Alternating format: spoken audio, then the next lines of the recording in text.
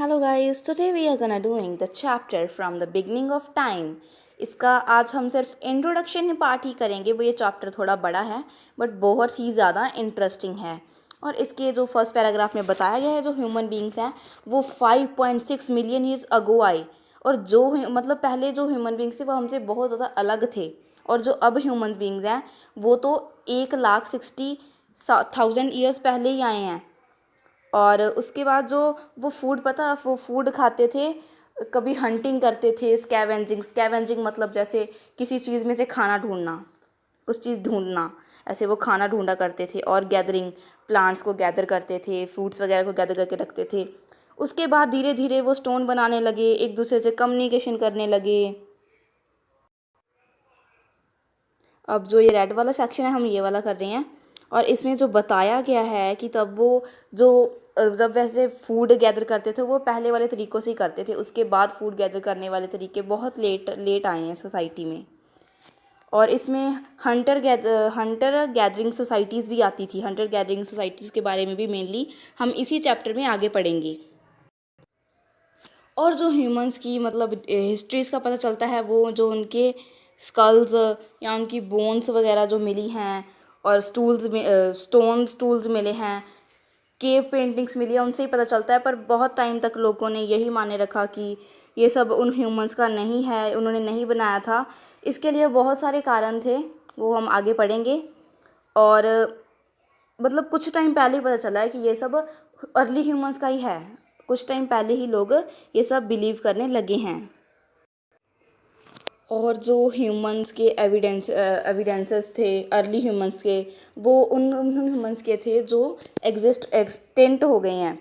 और जो फोसिल्स थे, फोसिल्स क्या होते हैं मेनली? फोसिल्स वो होते हैं कि जो प्लांट्स और एनिमल्स के वेस्ट जो कि अभी रॉक में कन्वर्ट हो गए हैं, क्योंकि जब वो एक्सटेंट हुए थे तब वो रॉक्स के नीचे दब गए थे और मिलियंस ऑफ ईयर्स के लिए वही पड़े हुए हैं।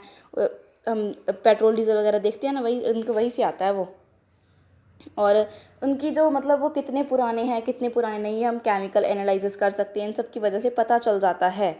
और जो 200 साल पहले ना जो डिस्कवरीज हुई थी उसमें लोगों ने मानने से मना कर दिया कि ये सब अर्ली ह्यूमंस के हैं, क्योंकि तब एक ओल्ड मतलब अब भी है old testament of the Bible, उसके अकॉर्डिंग जो ह्यूमंस थे वो भगवान ने बनाए हैं, ना कि वो एवोल्यूशन की वजह से एनिमल्स से आए हैं। सो इसकी वजह से लोगों ने मतलब बहुत कम बिलीव किया। पर अब भी मतलब कुछ टाइम पहले ही वो मानने लगे कि हाँ ह्यूमंस थे, पहले एनिमल्स थे फिर उसके बाद ह्यूमंस आए। और इसके बाद एक केस बताया गया है कि अगस्त 1856 में एक आदमी था जो कि लाइमस्टोन ढूंढ रहा था। मेनली लाइमस्टोन्स में ही होते हैं अर्ली ह्यूमंस के एविडेंसेस। वो लाइमस्टोन ढूंढ रहा था और तभी उसे एक स्कल, कुछ हड्डियाँ मिली या कुछ स्केलेटल फ्रेगमेंट्स मिले। तो उसने उसके जो पास के एक स्कूल था, स्कूल मास्टर उसको दे दिए, जिसका नाम था कार्ल, और जो कि एक हिस्टोरियन भी था मेनली। और उसने रियलाइज़ किया कि ये अब के ह्यूमंस के तो बिल्कुल नहीं हो सकते, ये पहले के वाले ह्यूमंस के हैं।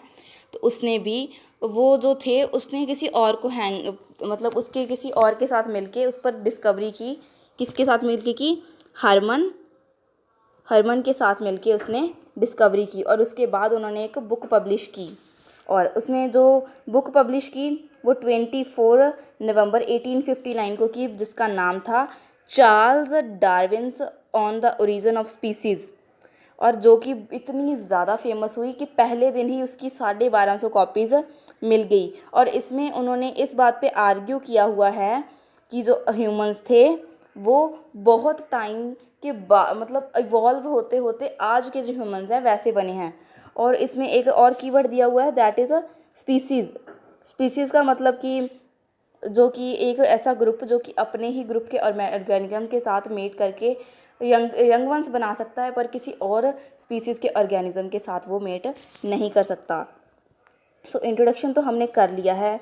अब इसका नेक्स्ट पार्ट जो कि है the story of human evolution वो हम कल करेंगे। Okay bye.